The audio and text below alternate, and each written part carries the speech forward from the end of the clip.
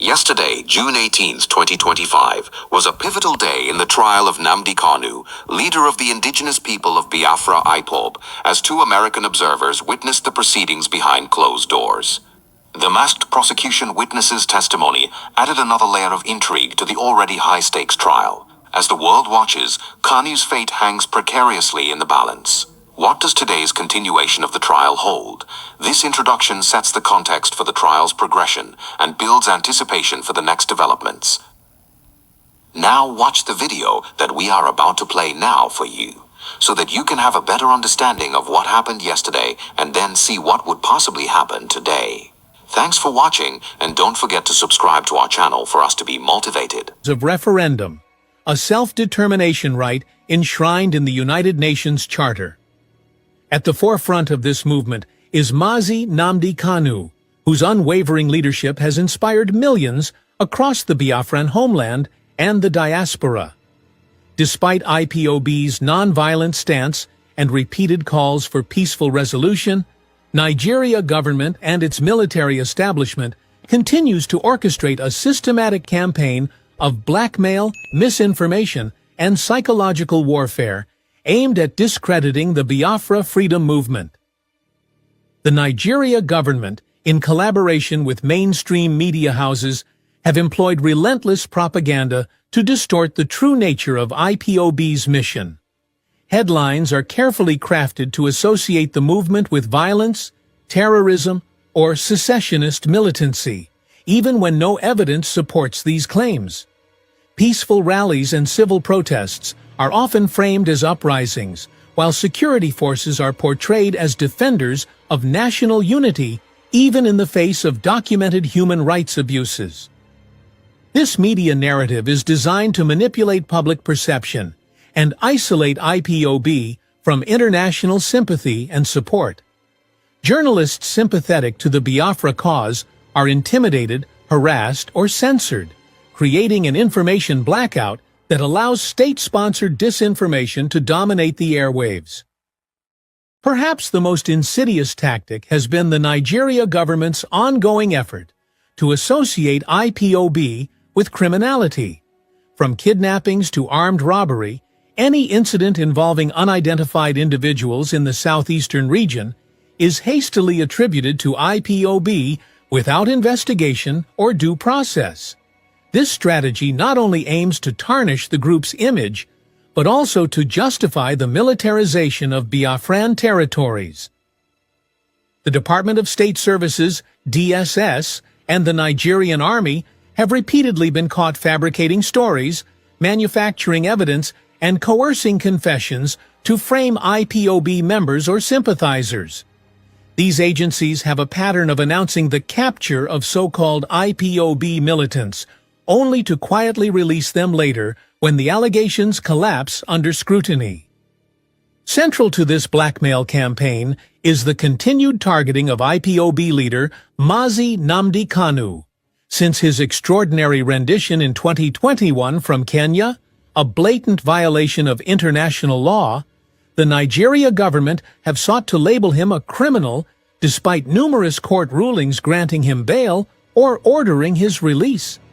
Rather than respecting the judicial process, the government have used every tool in its arsenal to demonize Kanu, including planting stories in the press and circulating doctored videos or statements purporting to show his involvement in violence.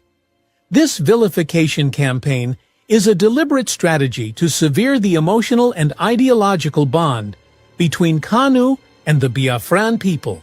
Yet, despite this, Kanu's influence remains unshaken, and IPOB continues to draw strength from his vision of a free and just Biafra. In the face of this relentless blackmail, IPOB have responded with remarkable discipline and clarity. The group continues to emphasize its peaceful intentions and legal right to self-determination under international law.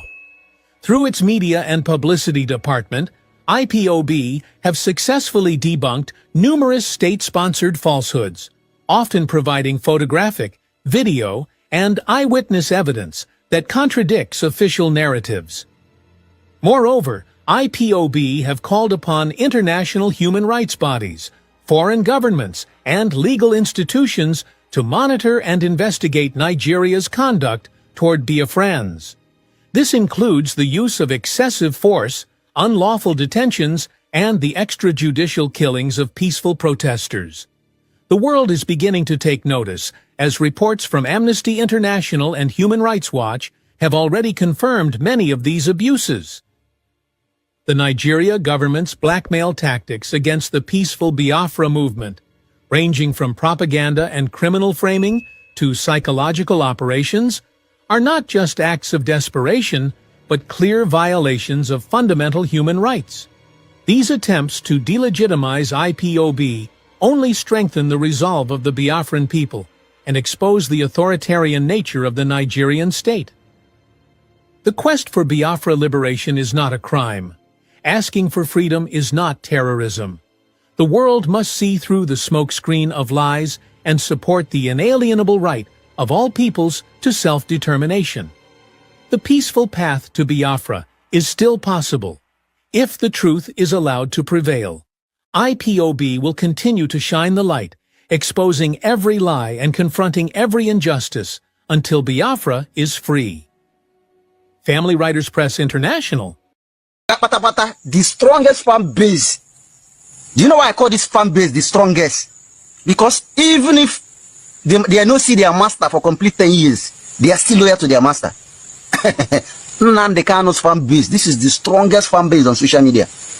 And this very fan base, you really need to deal with them with respect and love. You get why? You get why?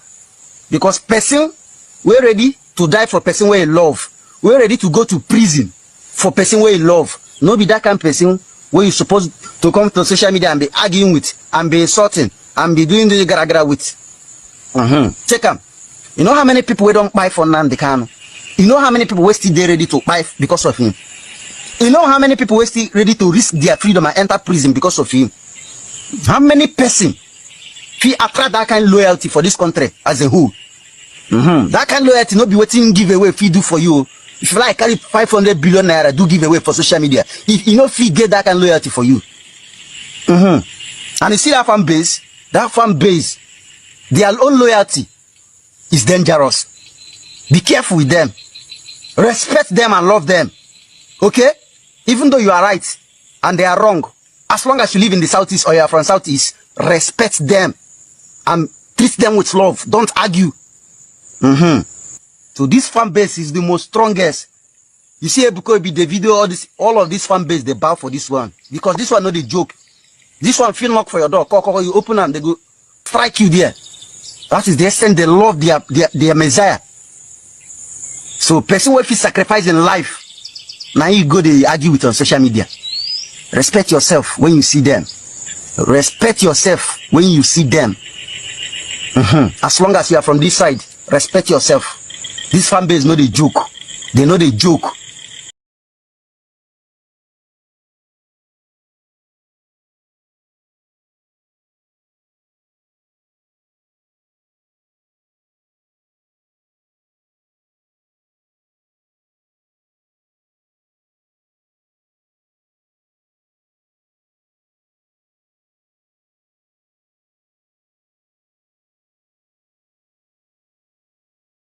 International scrutiny. The presence of U.S. observers, including officials from the U.S. National Center for State Courts and the U.S. Embassy, will continue to draw attention to the trial's fairness and adherence to due process. Defense strategy. Kanu's lead counsel, Dr. Onyechi Ikpeazu, San, is expected to continue challenging the prosecution's case, potentially highlighting inconsistencies in witness testimony and procedural issues. Possible outcomes. The trial may proceed with additional witnesses, or the court might consider other matters, such as a potential out-of-court settlement, although this seems unlikely given the current trajectory. The trial has been adjourned to continue today and tomorrow, June 19, 2025, with significant implications for justice, governance, and civil liberties in Nigeria.